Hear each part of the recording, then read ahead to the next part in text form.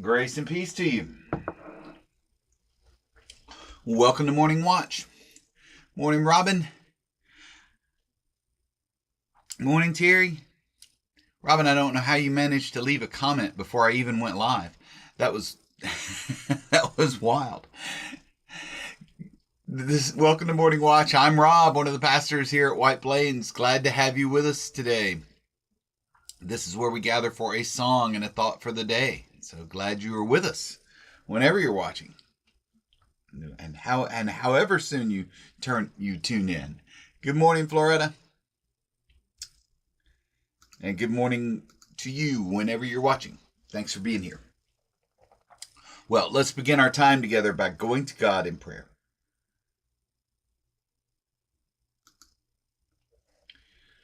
Meet me, O Christ, in this stillness of morning. Move me, O Spirit, to quiet my heart, and mend me, O Father, from yesterday's harms.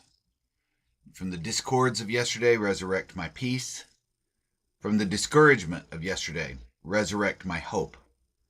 From the weariness of yesterday, resurrect my strength. From the doubts of yesterday, resurrect my faith. And from the wounds of yesterday, resurrect my love. And let me enter this new day, aware of my need and awake to your grace, O Lord. Amen and amen.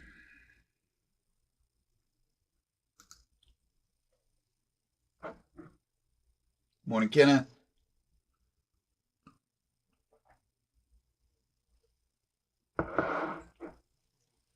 Well, here's a fun song out of the big old large print songbook.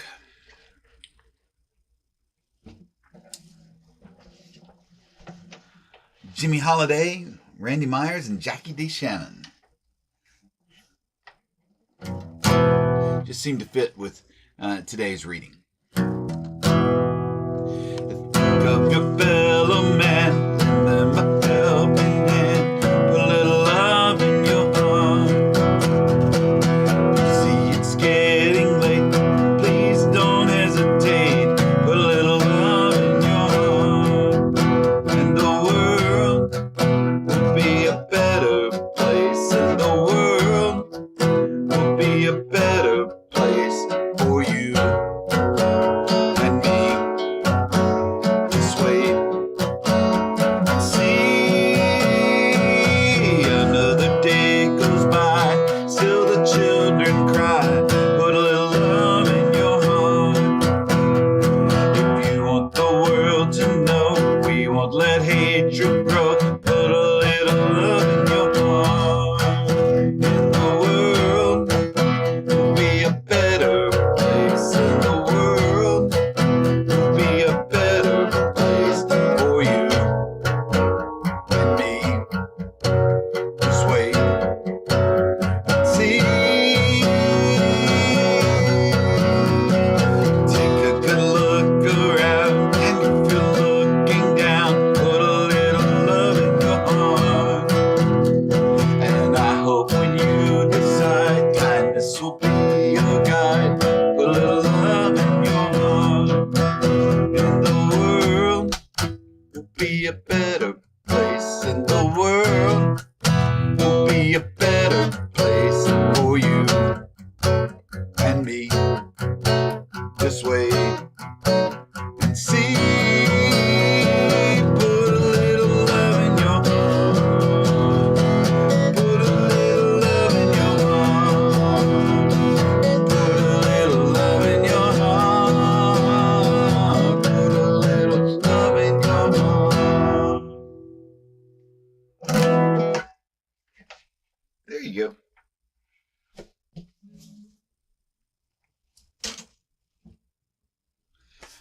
All right.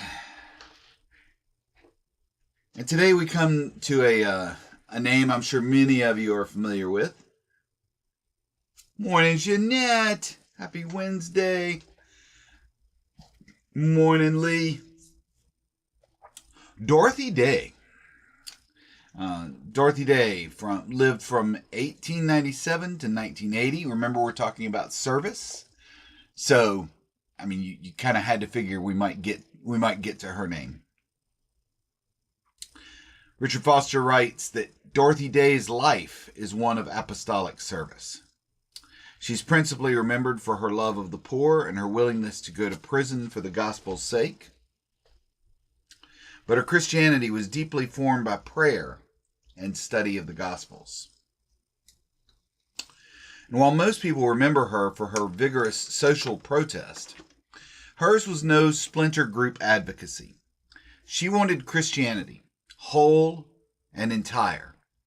Its devotions, its depths of prayer and spirituality, its love of humanity, its celebration of creative and created things. She was born in Brooklyn, raised in Chicago.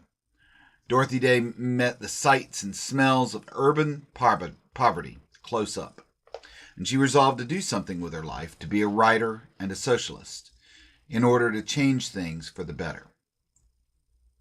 In adulthood, while writing as a journalist in New York City, Day moved from the atheistic socialism that she was in at that time to Christian belief, shocking her friends by embracing Roman Catholicism. And as co-founder with Peter Maurin of the Catholic Worker Movement, she took her stand on the Lower East Side of Manhattan, offering hospitality to the poor and outreach to New York City's millions through the one-penny newspaper, The Catholic Worker. Soon the Catholic Worker Movement had spread throughout the United States.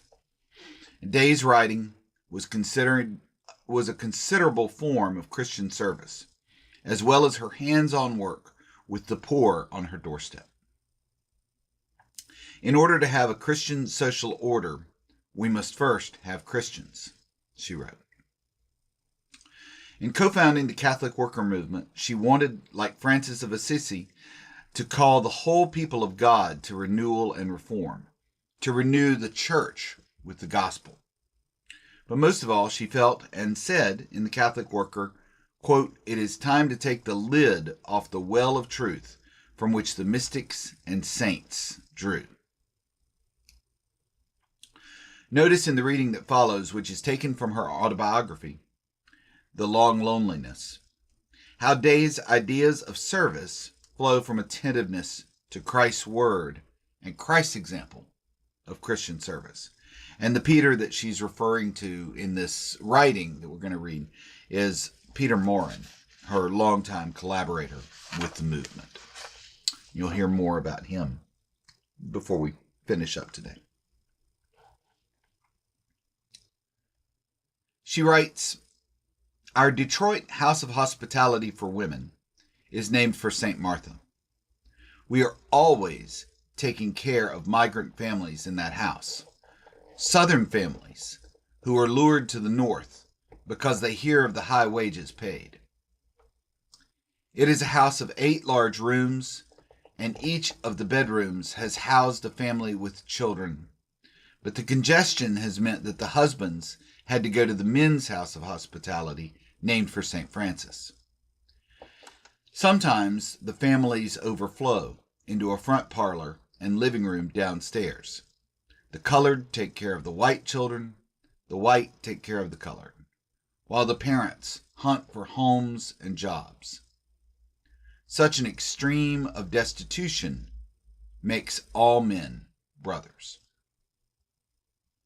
Yes, we have lived with the poor, with the workers, and we know them, not just from the streets or in mass meetings, but from years of living in the slums, in tenements, in our hospices in Washington, Baltimore, Philadelphia, Harrisburg, Pittsburgh, New York, Rochester, Boston, Worcester, Buffalo, Troy, Detroit, Cleveland, Toledo, Akron, St. Louis, Chicago, Milwaukee, Minneapolis, Seattle, San Francisco, Los Angeles, Oakland, even down to Houma, Louisiana, where Father Jerome Jolet worked with Negroes and whites, with shrimp sellers, fishermen, longshoremen, and seamen.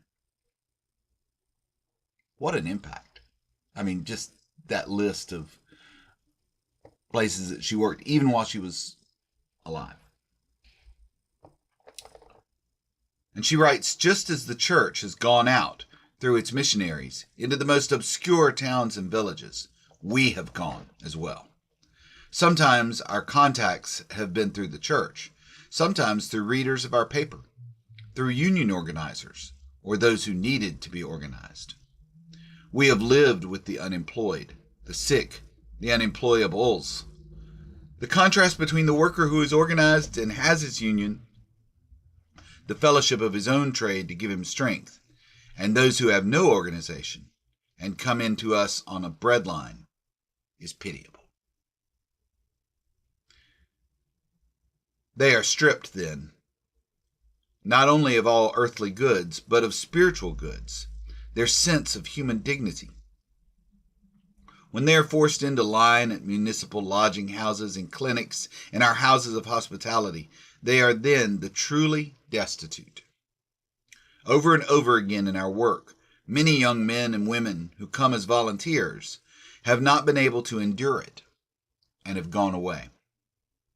To think that we are forced by our own lack of room, our lack of funds, to perpetuate this shame is heartbreaking.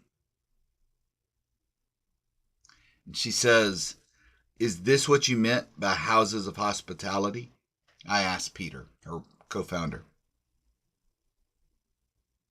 "At least it will arouse the conscience," he said. Many left this work because they could see no use in this gesture of feeding the poor, or because of their own shame. But enduring this shame is part of our penance. And she concludes with this thought, that all men are brothers. All men are brothers.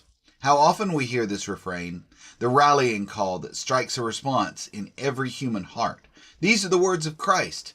Call no man master, for ye are all brothers. It is a revolutionary call, which has even been put to music. The last movement of Beethoven's Ninth Symphony has the great refrain, all men are brothers. Going to the people is the purest and best act in Christian tradition and revolutionary tradition, and it is the beginning of world brotherhood. Never to be severed from the people, to set out always from the point of view of serving the people, not serving the interests of a small group or oneself. It is almost another way of saying that we must and will find Christ in each and every man or every person when we look at them as brothers or sisters. Yeah. Relationships change people. I was thinking of my dad a lot lately, as you might imagine, and thinking of his experience in tutoring at the church. Yeah, Stefan Youngblood. Absolutely, Floretta. I was thinking of Stefan myself. You just go, you know. But I was thinking of my dad when in his tutoring experience and at the church with Siamas de Amor, and how it changed him. And I wouldn't say it changed some of his beliefs, but it changed some of his actions and the way he related to people. Putting a face on the poor or on an outcast or on an immigrant or alien or someone who's just different than you are. Getting to know them. Getting to know that they are the same, created in the image of God as you are, changes you. And I think that's what Dorothy Day is writing about here, is that there is no excuse for not just going out and doing the work. As hard as it is, as much as you may feel shamed by it, or more aware of your own privilege, there's no substitute for it. Because that is the mission of the church. And of course Foster includes Matthew 25:31 through 46 here, the familiar words where Christ tells the story of the king dividing the nations into sheep and goats. Come inherit the kingdom. I was hungry and you gave me food. I was thirsty You gave me something to drink. I was a stranger and you welcomed me. I was naked and you gave me clothing. I was sick and you took care of me. I was in prison and you visited me. The righteous will answer him, Lord, when was it that we saw you hungry and gave you food, or thirsty or gave you something to drink? When was it that we saw you a stranger and welcomed you, or naked and gave you clothing? When was it that we saw you sick or in prison or visited you? The king will answer them, truly I tell you, just as you did it to the least one of these, who are members of my family, you did it to me. And then we know what happens to the ones who did not. Foster writes in his conclusion to this section, reading Dorothy Day heals me, not because she speaks comfort and counsel, sweetness and light. Far from it. Dorothy Day rebukes me. Always she rebukes me. But that is what is so very healing. When I begin trusting in influence and privileged position, she rebukes me. When I start caring more about the number of shopping days until Christmas than I care about the poor, she rebukes me. When I begin to love status more than I love justice and shalom, she rebukes me. When I start to set aside the concerns of social justice in favor of evangelism, she rebukes me.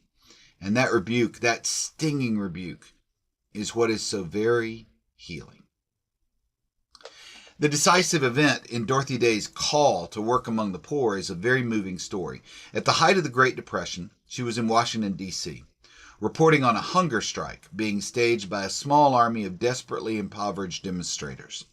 Deeply saddened at the brutal treatment of these demonstrators and angered at the conditions that made them so vulnerable, Dorothy went to the National Shrine of the Immaculate Conception at Catholic University to pray.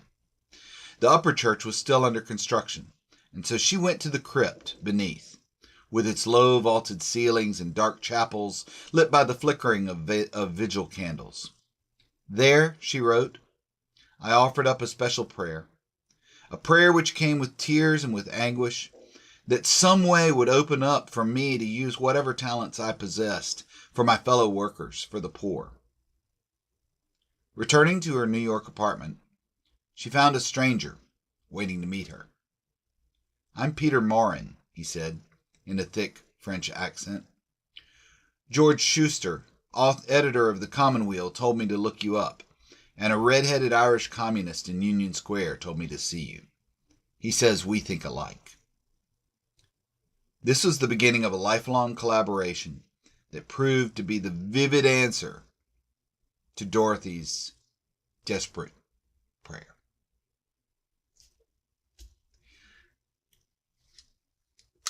And there are people who have done it alone, it seems, in this world.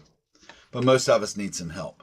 Most of us need collaborators and supporters and friends and mentors. People that we look up to and that we follow. And people who we bring along beside us and even behind us to continue the work. That moment, that prayer led Dorothy Day to her companion, her partner in this work.